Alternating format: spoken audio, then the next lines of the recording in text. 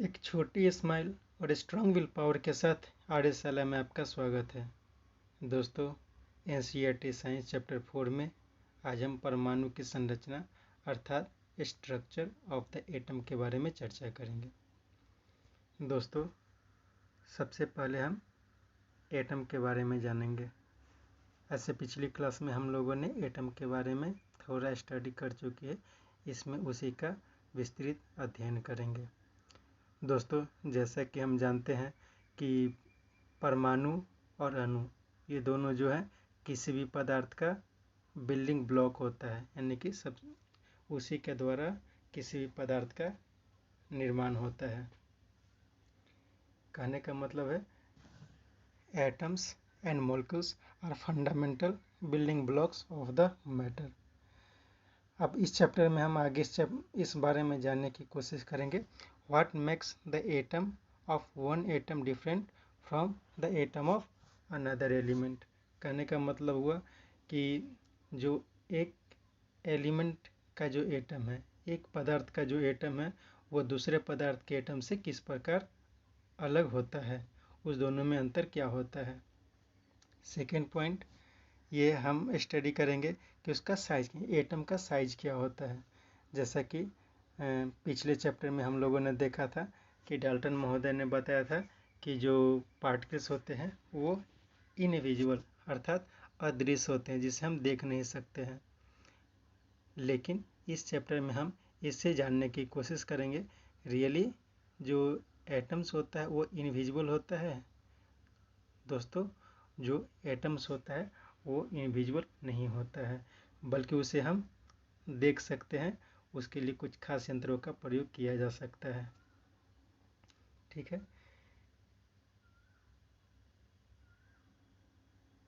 इसके बाद इसमें हम ये भी जानेंगे कि जो एटम्स होता है उसमें कुछ और कंस्टिट्यूएंट पार्टिकल्स होते हैं, जैसे इलेक्ट्रॉन, प्रोटॉन और न्यूट्रॉन होता है। इसके बारे में भी चर्चा करेंगे,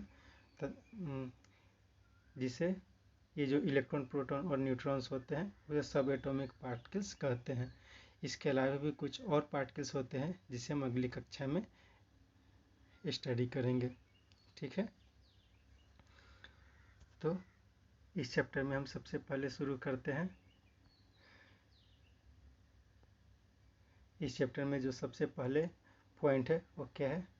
चार्ज पार्टिकल्स इन मैटर। तो दोस्तों, जैसा कि हमने बताया कि जो एटम्स होता है उसमें कुछ सब एटॉमिक पार्टिकल्स पाए जाते हैं। कहने का मतलब ये हुआ कि जो एटम्स होते हैं, जैसा कि हमने पिछले क्लास में स्टडी किया था कि एटम जो होता है पदार्थ का सबसे छोटा पार्टिकल होता है और उससे हम डिवाइड नहीं कर सकते हैं। लेकिन जैसे जैसे बातें आगे बढ़ी साइंस में, जैसे जैसे और बातों की खोज हुई, यह भी पता चला कि जो एटम्स होता है, एटम्स जो होता है वो स्मॉलेस्ट पार्टिकल्स नहीं होता है। जो पदार्थ का स्मॉलेस्ट पार्टिकल है वो एटम नहीं होता है, बल्कि जो एटम होता है वो भी छोटे छोटे कुछ सब एटॉमिक पार्टिकल्स से मिलकर बने होते हैं। ये जो सब एटॉमिक पार्टिकल्स होते हैं उसमें मुख्य रूप से होता है इलेक्ट्रॉन, दूसरा होता है प्रोटॉन और तीसरा होता है न्यूट्रॉन। ठीक है, इलेक्ट्रॉन, प्रोटॉन और न्यूट्रॉन जो होता है वो मेन सब एटॉमिक पार्टिकल्स होते हैं। और ये जो पार्टिकल्स होते हैं इसमें इलेक्ट्रॉन जो होता है उस पर माइनस चार्ज होता है और प्रोटॉन जो होता है वो पॉजिटिवली चार्ज पार्टिकल्स होता है। लेकिन जो न्यूट्रॉन होता है उस पर कोई भी चार्ज नहीं होता है। ठीक है, तो इसमें हम ये जानेंगे कि जो मैटर है, मैटर के जो पार्टिकल्स है वो चार्ज पार्टिकल्स होते हैं। इसे फिजिकल मेथड द्वारा हम सिंपल फिजिकल मेथड द्वारा ऐसे भी जान सकते हैं, जैसे हम कंघी को जब हम अपनी बालों से रगड़ते हैं और उसे कागज़ के छोटे छोटे टुकड़ों के पास लेकर जाते हैं, तो क्या होता है कि जो कागज़ के छोटे टुकड़े हैं उनमें थोड़ा कंपन आता है। वो जो कागज़ के टुकड़े हैं वो कंघी के तरफ आकर्षित होते हैं। तो इस प्रकार हम ये कह सकते हैं कि जो कंघी है जब हम उससे बाल में रगड़ते हैं तो जो कंघी है उसमें कुछ चार्ज डेवलप हो जाता है और उसी चार्ज के कारण वो क्या करता है, कागज़ के टुकड़ों को अपनी तरफ आकर्षित करता है। यानी कि हम कह सकते हैं कि जो पदार्थ होता है वो छोटे छोटे चार्ज पार्टिकल से मिलकर बने होते हैं। ठीक है, और ये जो चार्ज पार्टिकल्स होते हैं वो मुख्य रूप से दो प्रकार के होते हैं। कौन कौन होता है? पहला होता है इलेक्ट्रॉन और दूसरा होता है प्रोटॉन। तो सबसे पहले इलेक्ट्रॉन के बारे में जानेंगे। जो इलेक्ट्रॉन होता है वो सबसे पहले इलेक्ट्रॉन के बारे में चर्चा की गई थी जे थॉमसन के द्वारा। ठीक है, जे थॉमसन के द्वारा इलेक्ट्रॉन की चर्चा की गई थी। दोस्तों, इलेक्ट्रॉन का जो खोज किया था जे थॉमसन ने किया था। और प्रोटॉन की बात करें तो प्रोटॉन का खोज 1886 में जो प्रोटॉन्स है उसका खोज ई गोल्डस्टीन ने किया था। ठीक है, और इन्होंने जब प्रोटॉन का खोज किया था तो उन्होंने इसे कैनाल्डेज कहा था। क्या कहा था? कैनाल्डेज कहा था, और बाद में इसी को प्रोटॉन कहा जाने लगा। अब इलेक्ट्रॉन और प्रोटॉन के साइज के बारे में चर्चा करें तो इलेक्ट्रॉन जो होता है बहुत ही छोटा पार्टिकल, बहुत ही छोटे छोटे पार्टिकल्स होते हैं। जो इलेक्ट्रॉन होता है वो बहुत छोटा चार्ज पार्टिकल है। और प्रोटॉन और इलेक्ट्रॉन के बारे में जब तुलना करेंगे तो जो इलेक्ट्रॉन होता है वो प्रोटॉन से करीब 2000 गुना, ठीक है, इलेक्ट्रॉन जो है वो प्रोटॉन से करीब 2000 गुना छोटा होता है। और जैसा कि मैंने आपको ऊपर ही बताया कि जो इलेक्ट्रॉन होता है उसे ई से रिप्रेजेंट किया जाता है और उसका जो चार्ज होता है वो माइनस होता है, इसलिए ई माइनस के द्वारा इलेक्ट्रॉन को रिप्रेजेंट किया जाता है। और जब प्रोटॉन की बात करें तो प्रोटॉन को पी से, ठीक है, प्रोटॉन को पी से रिप्रेजेंट किया जाता है और उस पर जो चार्ज होता है वो क्या होता है? प्लस चार्ज होता है।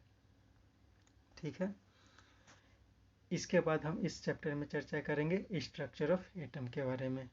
दोस्तों, बहुत दिनों से हम लोग एटम के बारे में स्टडी किया है, तो इस चैप्टर में हम ये भी स्टडी करेंगे कि जो एटम होता है वो एटम का स्ट्रक्चर क्या होता है, उसका संरचना किस प्रकार का होता है।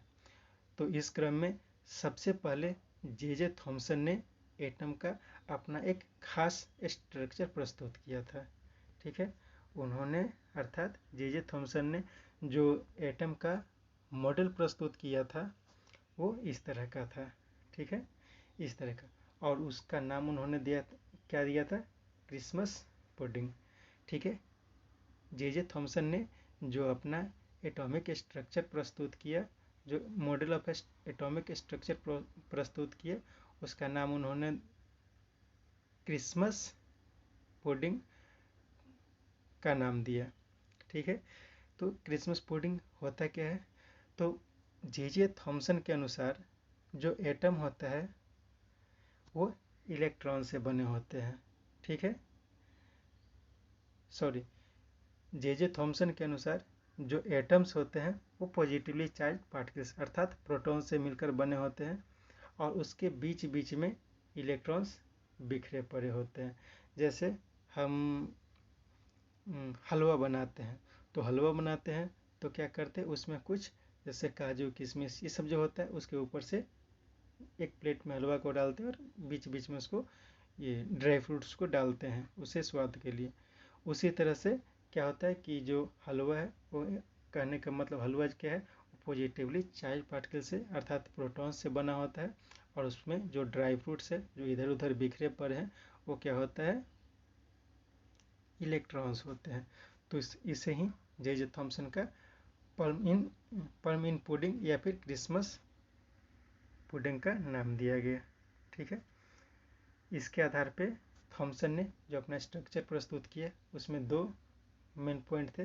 पहला जो पॉइंट था, an atom consist of positively charge sphere. ठीक है, जो एटम होता है वो पॉजिटिवली चार्ज स्फीयर से मिलकर बने होते हैं and electrons are embedded in it. जो इलेक्ट्रॉन्स होते हैं वो इसमें इमिडेड अर्थात बिखरे पड़े होते हैं। सेकेंड पॉइंट जो था उन्होंने क्या बताया कि the negative and positive charges are equal in magnitude. ठीक है, जो उसमें निगेटिवली चार्ज पार्टिकल्स और पॉजिटिवली चार्ज पार्टिकल्स होते हैं वो हमेशा निश्चित होते हैं, ठीक है। अर्थात जितना निगेटिवली चार्ज पार्टिकल अर्थात इलेक्ट्रॉन्स होंगे उतना ही पॉजिटिवली चार्ज पार्टिकल्स अर्थात प्रोटॉन्स होंगे, ठीक है। So the atom as a whole electrically neutral. तो जब निगेटिवली चार्ज पार्टिकल्स और पॉजिटिवली चार्ज पार्टिकल्स इक्वल रहेंगे तो क्या होगा, उस पर कोई भी चार्ज शो नहीं होगा और एटम जो होता है क्या हो जाएगा, एटम जो हो जाएगा इलेक्ट्रिकली न्यूट्रल हो जाएगा, ठीक है। तो जो जे थॉमसन ने जो अपना एटॉमिक मॉडल प्रस्तुत किया था उसमें बाद में बहुत सारी खामियां पाई गई। एक्चुअली देखा जाए तो एटम का जो स्ट्रक्चर था वो था नहीं, बस उन्होंने अपने अनुभव के आधार पर दिया था। तो इसका जो विस्तृत मतलब सबसे जो अभी तक का सटीक एटॉमिक मॉडल प्रस्तुत किया गया है वो किसके द्वारा प्रस्तुत किया गया है, रदरफोर्ड के द्वारा प्रस्तुत किया गया है। एटम का जो सबसे परफेक्ट मॉडल दिया गया है जो अभी मान्य है वो किनका दिया हुआ है, रदरफोर्ड का दिया हुआ है। तो रदरफोर्ड ने जो अपना एटॉमिक मॉडल प्रस्तुत किया था तो उसके लिए उन्होंने एक एक्सपेरिमेंट किया था, ठीक है। तो थोड़ा सा उस एक्सपेरिमेंट के बारे में जानते हैं। रदरफोर्ड ने अपना एटॉमिक मॉडल देने के लिए जो एक्सपेरिमेंट किया था तो उसके लिए उन्होंने एक बहुत ही पतला गोल्ड फॉयल लिया, ठीक है। उन्होंने एक बहुत पतला गोल्डन फॉयल लिया और उस गोल्डन फॉयल पे बहुत सारे अल्फा पार्टिकल्स को प्रवाहित किया, ठीक है। एक पतला सा ये गोल्डन फॉयल है और उस पर क्या उन्होंने किया कि अल्फा पार्टिकल्स या फिर कहें कि अल्फा रेज उससे पास करवाया। तो जब गोल्डन फॉयल से अल्फा पार्टिकल्स से पास करवाए, गोल्डन फॉयल से जब अल्फा पार्टिकल्स को उन्होंने पास करवाया तो उन्होंने कुछ देखा और जो देखा उसी के आधार पे एटॉमिक मॉडल का प्रस्तुत किया उन्होंने। तो थोड़ा सा हम जान लेते हैं कि अल्फा पार्टिकल्स क्या होता है। तो अल्फा पार्टिकल्स जो होता है वो हीलियम होता है, हीलियम का न्यूक्लियस कह सकते हैं या फिर पॉजिटिवली चार्ज हीलियम कह सकते हैं। जैसा कि दोस्तों हमने कहा कि जो एटम्स होता है वो इलेक्ट्रॉन और प्रोटॉन से मिलकर बने होते हैं और पहले हमने आयन के बारे में भी जान चुके हैं कि आयन क्या होता है। तो कोई भी जो एटम होता है, कोई भी एटम जो होता है वो या तो इलेक्ट्रॉन लॉस करता है या फिर गेन करता है, तो उसके बाद क्या होता है, आयन का फॉर्मेशन होता है। तो उसी तरह से जो हीलियम आयन होता है उसमें से जब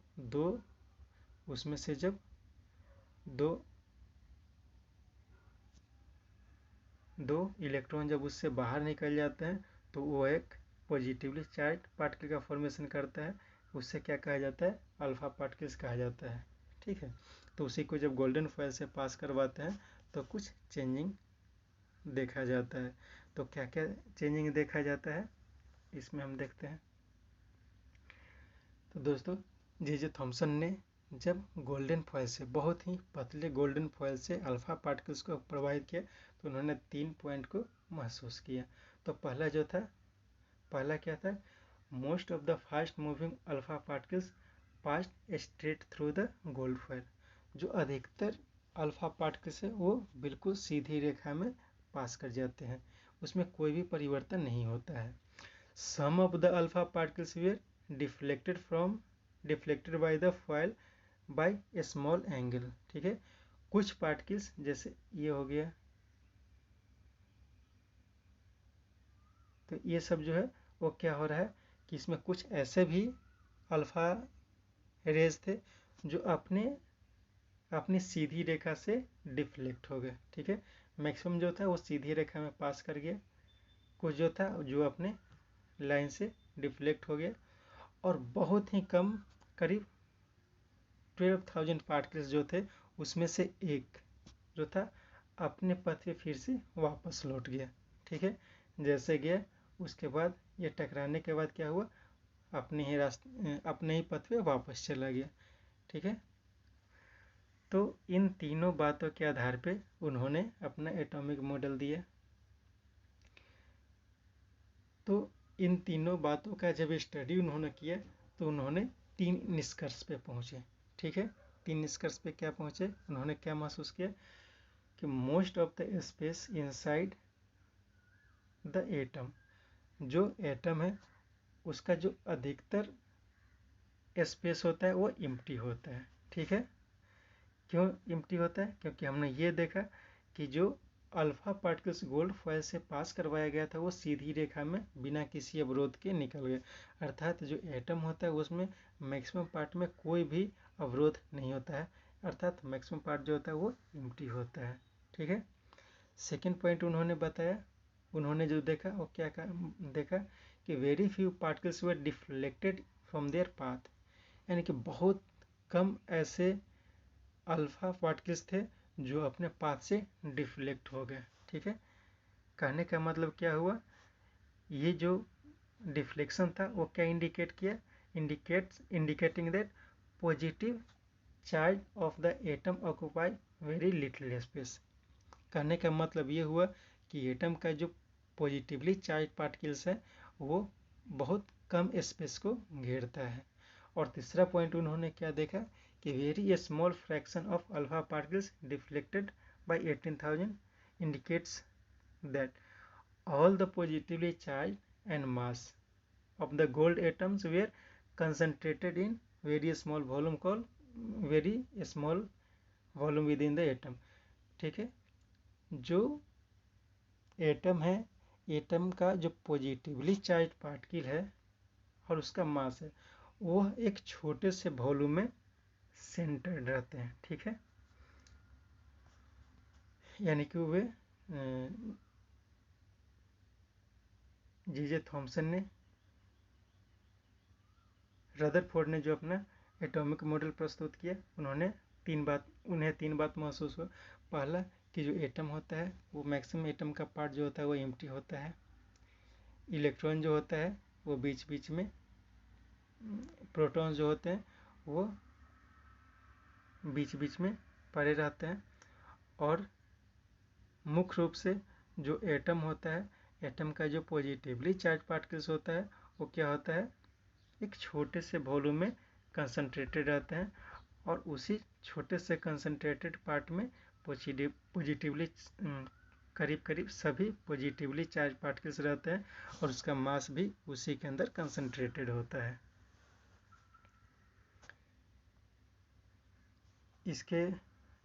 इसमें उन्होंने ये भी देखा कि रेडियस ऑफ द न्यूक्लियस, जो एटम का न्यूक्लियस होता है वो एटम के रेडियस ऑफ न्यूक्लियस जो होता है वो एटम के रेडियस से 105 गुना छोटा होता है। ठीक है, थोड़ा जान लेते हैं कि न्यूक्लियस क्या होता है। तो जैसा हमने बताया कि जो एटम है, तो एटम का जो मैक्सिमम पार्ट होता है वो एम्प्टी होता है, और जो उसका प्रोटॉन यानी कि पॉजिटिवली चार्ज पार्टिकल्स होता है और उसका जो मास होता है उस मास के सेंटर में कंसंट्रेटेड होता है, और उसे क्या कहा जाता है, उसे न्यूक्लियस कहा जाता है। तो ऊपर का जो एक्सपेरिमेंट था उसके आधार पे उन्होंने 3 निष्कर्ष पे पहुंचे। पहला निष्कर्ष क्या था, there is a positive charge centre in the atom called nucleus. ठीक है, पॉजिटिवली चार्ज जो सेंटर होता है एटम का उसे न्यूक्लियस कहा जाता है। Nearly all the mass of atom resides inside the nucleus. ठीक है, और जो न्यूक्लियस होता है उसमें करीब करीब सारा मास सेंटर्ड होता है। सेकेंड जो निष्कर्ष था उनका क्या था कि electrons revolving around the nucleus in circular path. जो एटम होता है तो एटम में जो पॉजिटिवली चार्ज अर्थात प्रोटॉन जो होता है वो सेंटर में होता है, और इलेक्ट्रॉन जो होता है वो क्या होता है, उस न्यूक्लियस के चारों तरफ रिवॉल्व करता है। ठीक है, जो थर्ड निष्कर्ष था वो क्या कहता है कि the size of the nucleus is very small as compare to the size of atom. जो न्यूक्लियस का साइज होता है वो एटम के साइज से बहुत कम होता है। ठीक है, रेडियस के आधार पे अगर उसे डिसाइड करेंगे तो न्यूक्लियस का जो रेडियस होता है वो एटम के रेडियस से 105 गुना छोटा होता है। ठीक है, नेक्स्ट जो है था, नेक्स्ट पॉइंट क्या कहता है कि drawback of Rutherford model of atom. Rutherford का जो मॉडल था उसमें कुछ खामियां थी, उसके बारे में चर्चा करते हैं।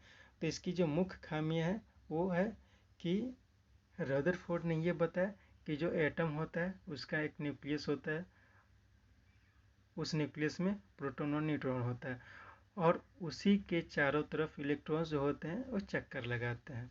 तो दोस्तों फिजिक्स में जब हम आगे स्टडी करेंगे तो ये जानेंगे। सिंपली आप ये भी कर सकते हैं कि जब किसी सेंटर के चारों तरफ आप दौड़ेंगे तो क्या होगा, धीरे धीरे थकान महसूस होगा, यानी कि आप एनर्जी का लॉस करेंगे और एक समय ऐसा आएगा कि आप थक के बैठ जाएंगे। तो रदरफोर्ड का जो मॉडल था उसमें क्या कहा जाता है कि एक न्यूक्लियस होता है और न्यूक्लियस के चारों तरफ इलेक्ट्रॉन्स रिवॉल्व करते हैं। तो अगर इस सर्कुलर पाथ पे जब इलेक्ट्रॉन रिवॉल्व करेगा तो थोड़ी देर बाद क्या होगा कि उसका एनर्जी लॉस होगा और धीरे धीरे धीरे धीरे क्या होगा, वो घूमते घूमते घूमते घूमते एक बार आके न्यूक्लियस में गिर जाएगा और क्या होगा कि वो एटम जो है वो डिस्ट्रॉय हो जाएगा।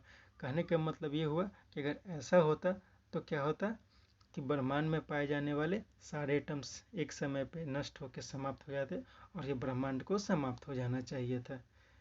ठीक है, ये इस मॉडल का सबसे बड़ा खामियां थी। तो इस खामी को दूर करने के लिए बोर एक साइंटिस्ट थे, उन्होंने अपना एक अलग मॉडल प्रस्तुत किया। ठीक है, तो वो जो बोर थे उनका जो एटॉमिक मॉडल था उसमें दो मुख्य पॉइंट था। ठीक है, पहला क्या था, only certain special orbit known as discrete orbit of the electron are allowed inside the atom. जो एटम होता है उसमें खास कक्षा होता है। ठीक है, एटम जो होता है उसमें कुछ खास कक्षाएं होती है। वाइल रिवॉल्विंग इन डिस्क्रीट ऑर्बिट, और उस डिस्क्रीट ऑर्बिट में जो इलेक्ट्रॉन जब रिवॉल्व करते हैं electrons do not radiate energy. ठीक है, तो बोर ने क्या बताया कि जो एटम होता है, एटम में जो इलेक्ट्रॉन्स रिवॉल्व करते हैं वो कुछ खास कक्षाओं में, ठीक है, कुछ खास निश्चित कक्षाओं में रिवॉल्व करते हैं और जब उस खास कक्षा में इलेक्ट्रॉन्स रिवॉल्व करते हैं तो उसमें क्या होता है, रेडिएशन नहीं होता है। जो इलेक्ट्रॉन होता है, इलेक्ट्रॉन का जो एनर्जी होता है उसका रेडिएशन नहीं होता है और वो जो एनर्जी होता है वो बिल्कुल फिक्स होता है। जब अपनी खास कक्षा में जब इलेक्ट्रॉन चक्कर लगाता है तो उसमें किसी भी एनर्जी का लॉस नहीं होता है। और इस तरह से रदरफोर्ड ने क्या किया, अपना एटॉमिक मॉडल प्रस्तुत किया और उसमें क्या बताया कि जो न्यूक्लियस होता है उसके चारों तरफ बहुत सारी कक्षाएं होती है। उसे उन्होंने KLMNOP इस तरह से नाम दिया।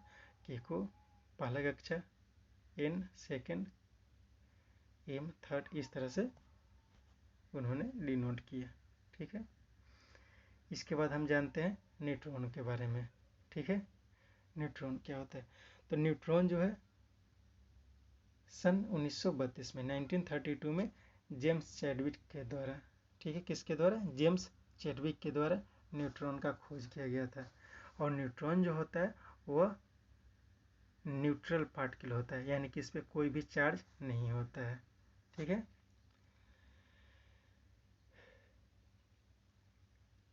और जो ये न्यूट्रॉन होता है, इस न्यूट्रॉन का जो मास होता है करीब करीब प्रोटॉन के इक्वल होता है। ठीक है, मास ऑफ जो प्रोटॉन है, प्रोटॉन का mass nearly equal to that of a proton. ठीक है, एक बात ध्यान रखना है कि जो हाइड्रोजन ऐसा एटम है जो सिर्फ प्रोटॉन और इलेक्ट्रॉन से मिलकर बना होता है, उसमें कोई भी न्यूट्रॉन नहीं पाया जाता है। ऐसे आगे जब हम देखेंगे तो कुछ हाइड्रोजन के ऐसे भी एटम्स होते हैं जिसमें प्रोटॉन, न्यूट्रॉन और इलेक्ट्रॉन तीनों पाया जाता है, लेकिन साधारण जो नॉर्मल हाइड्रोजन होता है उसमें प्रोटॉन नहीं होता है। तो आगे हम इसके बारे में चर्चा करेंगे। ठीक है, नेक्स्ट जो पॉइंट है 4.3, how the electrons distributed in different orbits.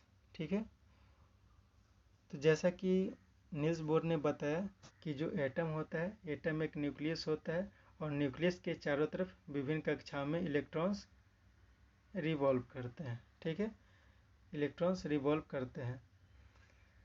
तो जो इलेक्ट्रॉन्स है जो न्यूक्लियस के चारों तरफ रिवॉल्व करते हैं तो कैसे डिस्ट्रीब्यूटेड होते हैं उसके बारे में जानते हैं। तो distribution of electrons into different orbit of an atom were suggested by Bohr and Bury. ठीक है, जो बोर और ब्यूरी दो साइंटिस्ट थे, उन्होंने ये सिद्धांत प्रस्तुत किया कि जो एटम्स है, एटम्स में न्यूक्लियस के चारों तरफ जो इलेक्ट्रॉन्स होते हैं वो विभिन्न ऑर्बिट्स में कैसे रिवॉल्व करते हैं। तो इसमें दो मुख्य पॉइंट था। पहला क्या था कि maximum number of electron present in shell is given by formula 2n²। ठीक है, 2n²। तो इसमें क्या होता है, कहने का मतलब यह होता है कि जैसा कि हमने ऊपर एटॉमिक मॉडल देखा था, उसमें न्यूक्लियस और न्यूक्लियस के चारों तरफ ये पहला कक्षा हो गया, दूसरा कक्षा, तीसरा कक्षा, इस तरह के कक्षाएं हैं, सेल्स हैं। ठीक है, अब फर्स्ट सेल में यानी कि फर्स्ट ऑर्बिट में कितना इलेक्ट्रॉन रह सकता है, तो फर्स्ट इसके लिए उन्होंने एक फॉर्मूला दिया 2n²। क्या दिया, 2n²। तो इसमें क्या होता है कि 2 इंटू फर्स्ट ऑर्बिट की बात करेंगे तो 1² यानी कि 2 इंटू 1 इक्वल टू 2, यानी कि फर्स्ट ऑर्बिट में 2 से ज़्यादा इलेक्ट्रॉन्स नहीं रह सकता है।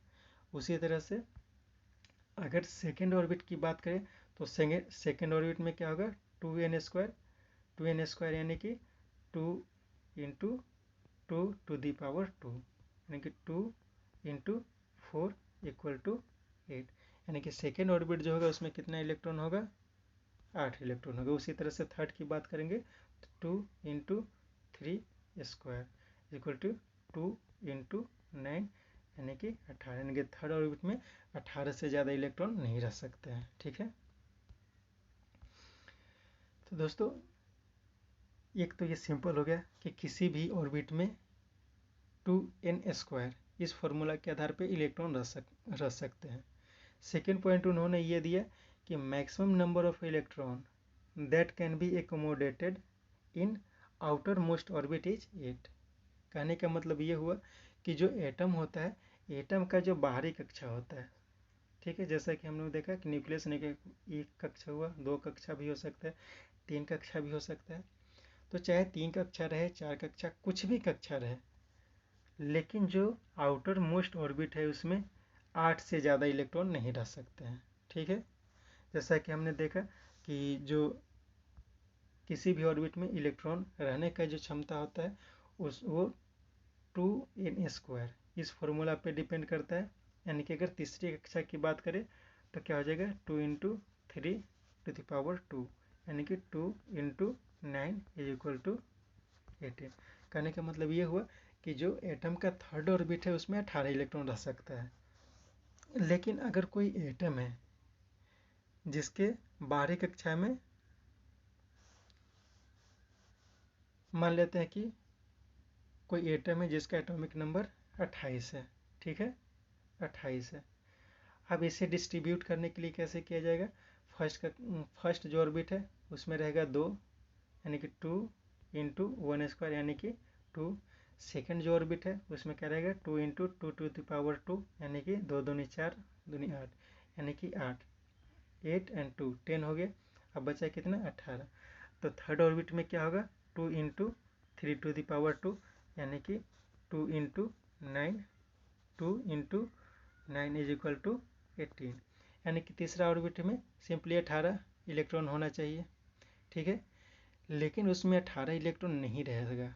ठीक है, क्यों नहीं रहेगा, नील्स बोर ने जो अपना मेथड दिया था, अपना जो सिद्धांत दिया था, उसमें उन्होंने क्या बताया था कि जो कोई भी एटम होता है उसके बाहरी कक्षा में 8 से ज़्यादा इलेक्ट्रॉन नहीं रह सकता है। ठीक है, तो आगे की कक्षा में हम देखेंगे कि और उसे विस्तृत से हम स्टडी करेंगे कि उससे उसका जो डिस्ट्रीब्यूशन होता है वो कैसे कैसे होता है, किन किन बातों पे डिपेंड करता है।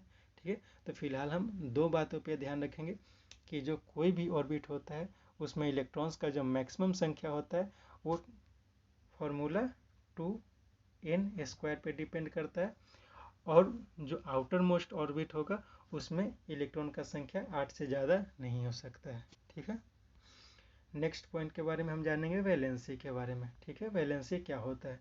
तो दोस्तों अभी हमने देखा कि जो एटम्स होता है, एटम्स का जो इलेक्ट्रॉन्स होता है वो ऑर्बिट्स में रिवॉल्व करता है, और वो जो एटम होता है किसी भी एटम के बाहरी कक्षा में 8 से ज़्यादा इलेक्ट्रॉन्स नहीं होते हैं। ठीक है, नेक्स्ट पॉइंट जो होता है ये होता है कि कोई भी जो एटम होता है वो अपने बाहरी कक्षा में 8 इलेक्ट्रॉन को ऑक्युपाई करना चाहता है। ठीक है, कोई भी जो एटम होता है वो अपने आउटर मोस्ट ऑर्बिट में हमेशा 8 इलेक्ट्रॉन रखना चाहते हैं। उसी 8 इलेक्ट्रॉन को गेन करने के लिए क्या करता है, वो या तो इलेक्ट्रॉन का लॉस करता है या फिर इलेक्ट्रॉन का गेन करता है। ठीक है, इलेक्ट्रॉन का लॉस या फिर गेन करके अपना 8 इलेक्ट्रॉन पूरा करता है। तो कोई भी एटम अपने बाहरी कक्षा में 8 इलेक्ट्रॉन पूरा करने के लिए इलेक्ट्रॉन को, जितने इलेक्ट्रॉन्स को लॉस करेगा या फिर जितने इलेक्ट्रॉन को गेन करेगा उसी को उस एटम का वैलेंसी कहा जाता है। ठीक है, जितना एटम लॉस करेगा या फिर जितना इलेक्ट्रॉन गेन करेगा उसे उसका वैलेंसी कहते हैं। जैसे मान लेते हैं कि कोई एटम है 18। ठीक है, 18 कोई एटम है जिसका एटॉमिक नंबर 18 है, तो इसमें क्या हो जाएगा, फर्स्ट ऑर्बिट में 2 इलेक्ट्रॉन रहेगा, सेकेंड ऑर्बिट में 8 रहेगा। ठीक है, 8 2 10, और थर्ड में कितना हो गया, 8 हो जाएगा। तो इसके बाहरी कक्षा में कितना हुआ, 8 इलेक्ट्रॉन हुआ, तो ये क्या हो जाएगा, न्यूट्रल एटम हो जाएगा। इसमें कोई वैलेंसी नहीं होगा। क्यों नहीं वैलेंसी होगा, क्योंकि इसके बाहरी कक्षा में कितना इलेक्ट्रॉन है, 8 इलेक्ट्रॉन है, तो वो न तो इलेक्ट्रॉन को लॉस करेगा और न ही इलेक्ट्रॉन गेन करेगा। इसी के आधार पे हम ये कह सकते हैं कि कोई एटम है जिसका एटॉमिक नंबर 19 है, तो एटॉमिक नंबर 19 है तो क्या आ जाएगा, उसके बाहरी कक्षा में 1 इलेक्ट्रॉन आ जाएगा, 2 8 10 8 18 19। ठीक है, अब ये एटम क्या चाहेगा कि इसके बाहरी कक्षा में कितना इलेक्ट्रॉन हो, 8 इलेक्ट्रॉन हो। तो 8 इलेक्ट्रॉन करने के लिए क्या करेगा, ये अपना 1 इलेक्ट्रॉन को लॉस करेगा। ठीक है, तो 1 इलेक्ट्रॉन को लॉस करेगा ताकि उसमें उसके बाहरी कक्षा में 8 इलेक्ट्रॉन आ जाए। तो यही जो 1 इलेक्ट्रॉन हुआ जो बाहरी कक्षा में, यही इसका वैलेंसी हो गया। ठीक है, उसी तरह से हम अगर कोई ऐसा एटम की बात करें जिसका एटॉमिक नंबर 17 है, यानी कि क्लोरीन का एटॉमिक नंबर 17 होता है, तो क्लोरीन की बात करें तो क्या होता है कि क्लोरीन की बात करें तो क्लोरीन का एटॉमिक नंबर कितना होता है, 17 होता है। तो इसका डिस्ट्रीब्यूशन कैसे हो जाएगा, 2 8 8 सॉरी 2 8 और 7, 8 10 और 7 17। तो ये क्या करेगा कि अपनी बाहरी कक्षा में 8 इलेक्ट्रॉन पूरा करने के लिए क्या करेगा, यह 1 इलेक्ट्रॉन गेन करने की कोशिश करेगा। ठीक है, तो 1 इलेक्ट्रॉन ये गेन करके अपने बाहरी कक्षा में 8 इलेक्ट्रॉन पूरा करना चाहता है, इसलिए इसका भी वैलेंसी जो हो जाएगा 1 हो जाएगा। सिंपली ये कहा जा सकता है कि कोई भी एटम जो होता है वो ये चाहता है कि उसके बाहरी कक्षा में 8 इलेक्ट्रॉन रहे, और उसी बाहरी कक्षा के 8 इलेक्ट्रॉन को पूरा करने के लिए या तो वो इलेक्ट्रॉन लॉस करता है या फिर गेन करता है। तो जितनी संख्या में वो इलेक्ट्रॉन का लॉस करता है या फिर इलेक्ट्रॉन का गेन करता है उसी को क्या कहते हैं, एटम का वैलेंसी कहा जाता है। ठीक है, नेक्स्ट जो पॉइंट है क्या कहता है, एटॉमिक नंबर और मास नंबर। ठीक है, हम एटॉमिक नंबर और मास नंबर की चर्चा करेंगे। तो सबसे पहले एटॉमिक नंबर के बारे में जानते हैं।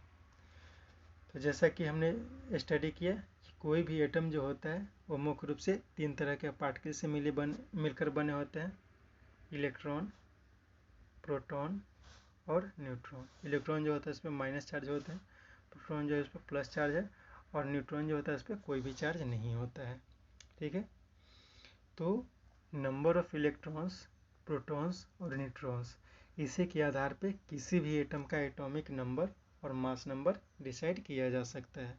तो एटॉमिक मास क्या होता है, एटॉमिक मास होता है कि कोई भी जो एटम होता है, कोई भी एटम के न्यूक्लियस में जो प्रोटॉन का संख्या होता है, किसी भी एटम के न्यूक्लियस में जो प्रोटॉन का संख्या होता है उसी को उसका एटॉमिक नंबर कहा जाता है। जैसे हाइड्रोजन, हाइड्रोजन का जो न्यूक्लियस है उसमें एक प्रोटॉन है तो उसका एटॉमिक नंबर 1 हो गया। Helium 2, lithium 3, beryllium 4। बेरिलियम का एटॉमिक नंबर 4 क्यों होगा? क्योंकि जो बेरिलियम का एटम है उसमें उसके न्यूक्लियस में प्रोटॉन का संख्या कितना होता है? 4 होता है। दोस्तों, जैसा कि हमने ऊपर स्टडी किया कि कोई भी जो एटम होता है उसमें इलेक्ट्रॉन और प्रोटॉन का संख्या हमेशा समान होता है। तो थोड़ा ये कन्फ्यूजन हो सकता है कि हम प्रोटॉन का यूज करते हैं, ठीक है, एटॉमिक नंबर को डिनोट करने के लिए। उसमें जो एटम्स है, एटम के अंदर जो प्रोटॉन है उस प्रोटॉन के आधार पे, प्रोटॉन की संख्या के आधार पे एटॉमिक नंबर डिसाइड करते हैं। तो हम लोग इलेक्ट्रॉन की संख्या पे एटॉमिक नंबर क्यों डिसाइड नहीं करते हैं? एक कन्फ्यूजन हो सकता है। तो दोस्तों, इसे जानने के लिए हम अभी थोड़ी देर पहले जो हमने स्टडी किया था कि जो एटम होता है वो ये चाहता है कि उसके बाहरी कक्षा में क्या रहे? 8 इलेक्ट्रॉन है। इसके लिए वो इलेक्ट्रॉन का लॉस या फिर गेन करते रहता है, ठीक है। कहने का मतलब ये हुआ कि जो एटम होता है उसमें से इलेक्ट्रॉन या तो लॉस भी हो सकता है या फिर एटम इलेक्ट्रॉन गेन भी कर सकता है। कहने का मतलब ये हो कि जो एटम है उसमें इलेक्ट्रॉन का संख्या वेरी कर सकता है, लेकिन जो प्रोटॉन होता है वो प्रोटॉन कभी भी लॉस नहीं करता है, प्रोटॉन हमेशा निश्चित रहता है। इसीलिए हम एटॉमिक नंबर को डिनोट करने के लिए, एटॉमिक नंबर को एक्सप्रेस करने के लिए प्रोटॉन को लेते हैं, इलेक्ट्रॉन को नहीं लेते हैं, ठीक है। नेक्स्ट जो पॉइंट है वो है मास नंबर। तो मास नंबर क्या होता है कि जैसे कोई भी जो एटम होता है इलेक्ट्रॉन से बना होता है, प्रोटॉन से और न्यूट्रॉन से होता है। अब जैसा कि ऊपर हमने स्टडी किया था कि जो इलेक्ट्रॉन होता है उसका जो मास होता है वो बहुत कम होता है। उसका मास जो होता है प्रोटॉन से करीब 2000 गुना कम होता है। कितना कम होता है? 2000 गुना कम होता है। इसलिए यह मान लिया जाता है कि इलेक्ट्रॉन का जो मास है वो 0 है। कितना है? 0 है। और प्रोटॉन का जो मास है वो 1 है, ठीक है। तो इलेक्ट्रॉन का जो मास होता है वो 0 होता है, प्रोटॉन का मास 1 होता है। और ऊपर हमने ये भी स्टडी किया था कि जो न्यूट्रॉन होता है, न्यूट्रॉन का मास जो होता है वो प्रोटॉन के मास के करीब करीब बराबर होता है, ठीक है। तो हम ये देख रहे हैं कि जो इलेक्ट्रॉन है, इलेक्ट्रॉन का मास 0 हो गया, इलेक्ट्रॉन का मास 0 हो गया, प्रोटॉन का 1 हो गया और न्यूट्रॉन का 1 हो गया। यानी कि जो एटम है इसमें जो पार्टिकल्स इसका मास जो है प्रोटॉन और न्यूट्रॉन पे डिपेंड करता है, ठीक है। क्योंकि इलेक्ट्रॉन का मास अगर इन दोनों से कंपेयर किया जाए तो उसका मास 0 के बराबर आता है। तो हम कह सकते हैं कि जो एटम का मास नंबर होता है वो नंबर ऑफ प्रोटॉन और न्यूट्रॉन के बराबर होता है। Proton and neutrons are also called nucleolus, ठीक है। जो एटम है, एटम का जो प्रोटॉन और न्यूट्रॉन है वो न्यूक्लियोलस उसको कहा जाता है। क्यों कहा जाता है? क्योंकि वो न्यूक्लियस में प्रेजेंट होता है, ठीक है। तो हमने क्या देखा? एटॉमिक नंबर और मास नंबर देख लिया, ठीक है। इसके बाद आइसोटॉप्स। तो आइसोटॉप्स क्या होता है? तो आइसोटॉप्स को जानने के लिए जानते हैं कि कुछ ऐसा एलिमेंट्स का समूह जिसका एटॉमिक नंबर समान हो। जैसे हाइड्रोजन का एटॉमिक नंबर हमेशा क्या होता है? 1 होता है, ठीक है। हाइड्रोजन का जो एटॉमिक नंबर है वो हमेशा क्या होता है? 1 होता है। लेकिन इसका मास नंबर डिफर कर सकता है, क्योंकि जैसा हमने देखा कि जो हाइड्रोजन का एटम है, हाइड्रोजन का एटम में क्या होगा कि एक प्रोटॉन रहेगा, उसका एटॉमिक नंबर 1 है तो एक प्रोटॉन रहेगा और एक इलेक्ट्रॉन रहेगा। क्यों एक प्रोटॉन और एक इलेक्ट्रॉन रहेगा? क्योंकि कोई भी जो एटम होता है वो क्या होता है? वो न्यूट्रल होता है, उस पर कोई भी चार्ज नहीं होता है। तो चार्ज नहीं होता है तो नंबर ऑफ प्रोटॉन और नंबर ऑफ इलेक्ट्रॉन सेम होगा। लेकिन जो न्यूट्रॉन होता है वो क्या होता है? वो न्यूट्रल होता है, उस पर कोई चार्ज नहीं होता है। तो न्यूट्रॉन जो है वो कम भी हो सकता है और ज़्यादा भी, उसका कुछ निश्चित संख्या नहीं होता है, ठीक है। जनरली ये होता है कि number of proton, number of electrons और नंबर ऑफ न्यूट्रॉन्स हम सेम ही होता है। लेकिन न्यूट्रॉन का जो संख्या है वो कभी ज़्यादा भी हो सकता है और कभी कम भी हो सकता है। दूसरा पॉइंट हमने देखा मास नंबर। मास नंबर क्या कहता है कि कोई भी जो एटम होता है, एटम में जो प्रोटॉन और न्यूट्रॉन का संख्या होता है उसके आधार पर उसका मास डिसाइड होता है। ठीक है, तो न्यूट्रॉन का संख्या पे मास डिसाइड होता है। अगर न्यूट्रॉन का संख्या कम या फिर ज़्यादा भी हो सकता है, तो न्यूट्रॉन का संख्या कम या ज़्यादा होगा तो क्या होगा, कुछ एटम ऐसे होंगे जिसका मास कम हो सकता है और कुछ एटम का मास ज़्यादा हो सकता है। ठीक है, कहने का मतलब ये हुआ कि कोई भी एटम, कुछ एटम्स का समूह जिसका एटॉमिक नंबर सेम हो लेकिन मास नंबर डिफरेंट हो, उसे क्या कहा जाता है, आइसोटॉप कहा जाता है। Atom of the same element, ठीक है, same element having it same atomic number. जब सेम एलिमेंट हम लेंगे तो उसका एटॉमिक नंबर सेम रहेगा लेकिन क्या होगा, उनका डिफरेंट मास होगा, मास होगा डिफरेंट होगा, तब उसको क्या कहेंगे, आइसोटॉप्स कहेंगे। कुछ आइसोटॉप्स के बारे में हम स्टडी करते हैं। जिस सबसे पहले हाइड्रोजन का आइसोटॉप के बारे में बात करेंगे। तो हाइड्रोजन का 3 आइसोटॉप होता है, हाइड्रोजन, ड्यूटेरियम और ट्राइटियम। तो हाइड्रोजन जो सिंपल हाइड्रोजन होता है उसका एटॉमिक नंबर भी 1 होता है, मास नंबर भी 1 होता है। ड्यूटेरियम की बात करेंगे तो उसका एटॉमिक नंबर 1 होता है लेकिन मास नंबर जो होता है वो 2 हो जाता है। और ट्राइटियम की बात करेंगे तो इसका एटॉमिक नंबर तो 1 ही होगा लेकिन जो मास नंबर होगा वो 3 हो जाएगा।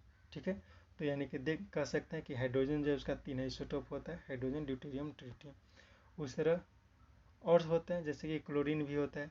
तो क्लोरीन जो होता है उसका एटॉमिक नंबर कितना होता है, 17 होता है और उसका जो मास होता है करीब करीब 30.5 होता है। तो ये जनरली ऐसा पाया गया कि क्लोरीन जो होता है उसका आइसोटॉप्स नहीं होता है, क्लोरीन का सिर्फ एक ही एटम होता है जिसका मास जो होता है वो 30.5 होता है।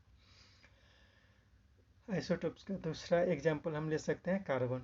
जो कार्बन होता है इसका एटॉमिक नंबर जो होता है वो 6 होता है और मास नंबर 12 हो सकता है और 14 भी हो सकता है। मुख्य रूप से जो कार्बन है, कार्बन के 2 मुख्य आइसोटॉप्स होते हैं जिसका एटॉमिक मास 12 और 14 हो सकता है।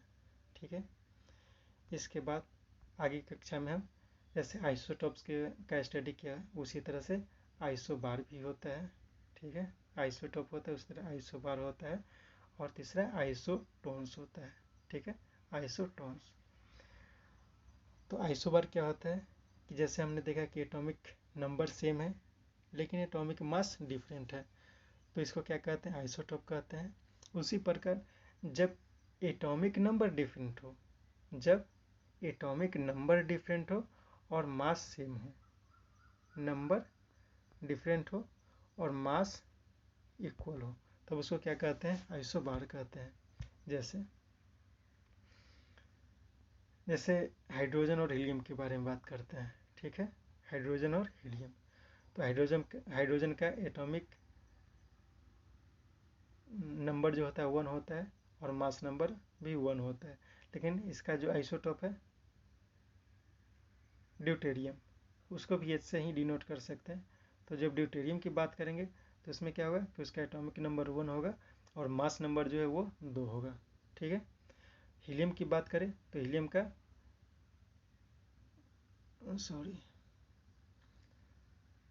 एग्जाम्पल इसी तरह समझ लेते हैं। मान लेते हैं कि हाइड्रोजन का एक एटम है, हाइड्रोजन का एटॉमिक नंबर हमेशा 1 होगा लेकिन मास नंबर मान लेते हैं, ऐसा होता ही नहीं लेकिन 4 मान लेते हैं।